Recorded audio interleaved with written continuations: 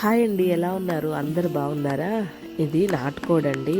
నాటుకోడిని ఇది పెట్ట అంటారు, గుడ్లు పెట్టే కోడి అనమాట. ఇది అమ్మ చేతితో చేస్తే ఎలా ఉంటుంది అనేది చూద్దామా ఈ వీడియోలో. ఇది వచ్చేసేసి జస్ట్ ఇప్పుడే గుడ్లకి పెట్టడానికి రెడీ అయిన ఒక చిన్న పెట్ట అనమాట అండి. ఫస్ట్ టైం గుడ్లు పెడుతుంది ఇది.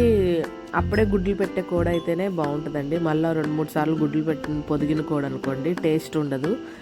అందుకని చెప్పి జస్ట్ ఇప్పుడే పడుతుంది. దీనిలోనే కావాల్సిన ఐటమ్స్ ఏంటంటే ఉల్లిపాయలు అండి, మామూలుగా నార్మల్గా కట్ చేసుకున్న ఉల్లిపాయలు, గసగసాలు, ఎండు కొబ్బరి, పచ్చిమిర్చి, ఇవన్నీ కలిపి మనం ఫస్ట్ మిక్సీ చేసుకొని, అంటే కొంచెం మెత్తగా కాకుండా కచ్చబచ్చగా కొద్దిగా మిక్సీ చేసుకొని పక్కన పెట్టుకోవాలన్నమాట.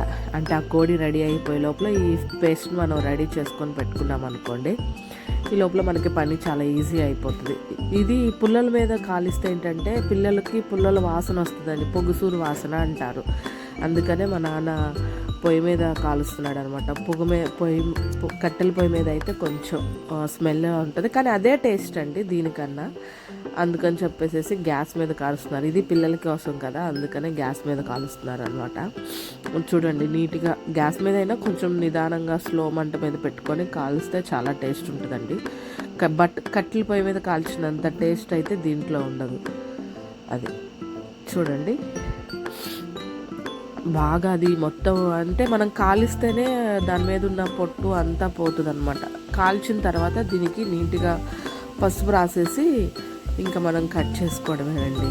ఇదిగోండి చూడండి, గుడ్లు పెట్టేకోడి అన్నాను కదా, అదిగో చిన్ని గుడ్లు జస్ట్ ఇప్పుడే రెడీ అవుతున్నాయి అనమాట. గుడ్లు పెట్టేకోడి అనమాట. దీంట్లో మళ్ళీ మనం కట్ చేసుకున్న ఉల్లిపాయలు, అది ఆయిల్ పోసి ఉల్లిపాయలు కొంచెం గోల్డెన్ కలర్లో వేసిన తర్వాత బిర్యానీ ఆకు, దాని తర్వాత వెంటనే కొంచెం అల్లం వెల్లుల్లి ముద్ద. బిర్యానీ ఆకు వేయడం వల్ల బిర్యానీ ఆకు ఆయిల్లో ఫ్రై అవుతే అదో రకమైన టేస్ట్ ఉంటుంది అనమాట నాటుకోడికి.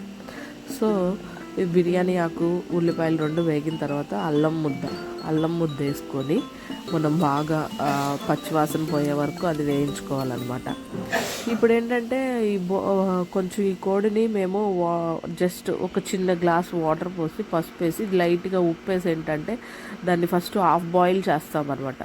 హాఫ్ బాయిల్ చేసిన దాన్ని ఈ మిశ్రమంలో ముందుగా రెడీ చేసుకున్న ఈ అల్లం వెల్లుల్లి పేస్ట్లో వేసేసి ఉడకబెట్టేస్తాం.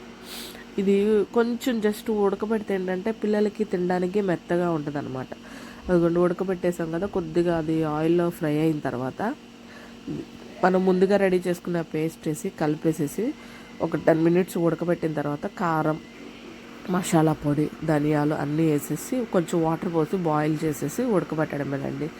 కర్రీ రెడీ అయిపోయింది. దించే ముందు కొద్దిగా కొత్తిమీర వేసుకొని దించండి. ప్లీజ్ లైక్ చేయండి, షేర్ చేయండి, సబ్స్క్రైబ్ చేయండి.